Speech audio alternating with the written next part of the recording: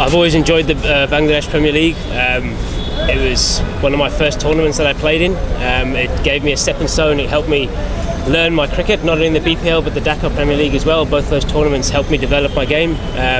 So any opportunity to come over to Bangladesh, I try and take that with full opportunity. Do you find any difference between you played other franchise league and you played lots of BPL here? Anything change, difference? I think there's always different challenges in different countries, different conditions, different pitches, different types of style of play. Out here, you play at Chittagong, it's some of the best wickets you'll ever play on, and you play at Midfield and you don't really know what you're going to get, so you have to learn to adapt.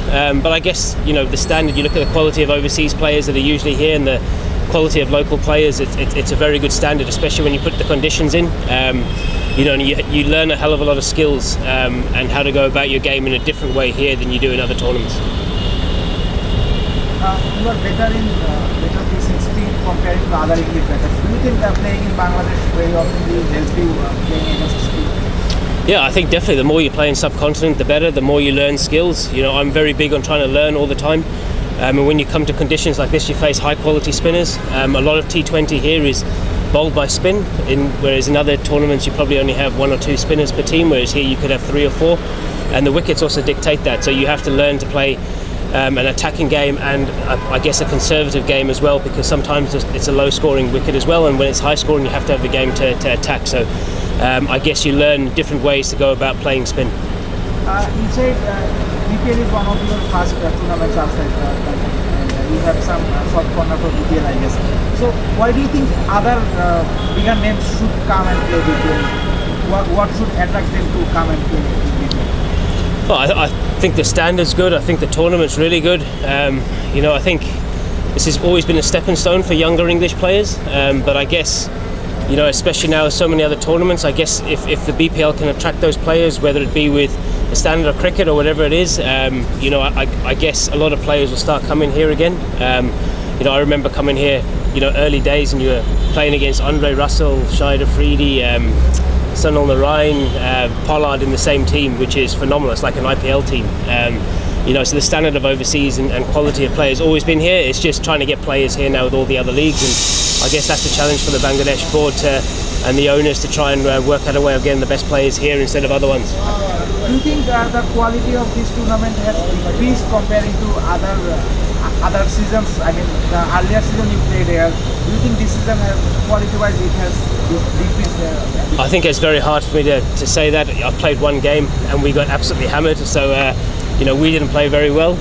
You know, I guess the only way you can tell is at the end of the tournament, when you look at the scores and you look at the way things go about it. Obviously, sometimes the conditions here are tough and it makes it really tough to score runs, whereas when you go to Chittagong you have the best batting wickets in the world. So that's why I said I guess the conditions dictate the standard of play. You know, so if you have good wickets consistently, then I reckon you'll have a really good standard of play and you'll attract really good players. And I guess that's the key to T20 cricket, is to be playing on the best wickets you can. Midfield is defending champion, have lost their first match. Do you think it will impact on upcoming matches? No, not at all. I think in any tournament, your goal is obviously to win the tournament, but your first goal is just to get to the qualifying, to the knockout stages. And you know, if you're playing 12 games, you're probably going to lose 4 or 5 of those games, and you still qualify.